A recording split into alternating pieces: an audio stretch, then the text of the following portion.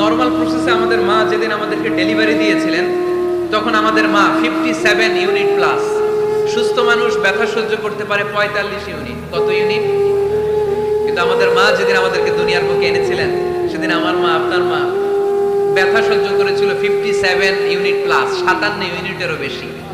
এই ব্যথাটা সাধারণ কোনো ব্যথা নয়।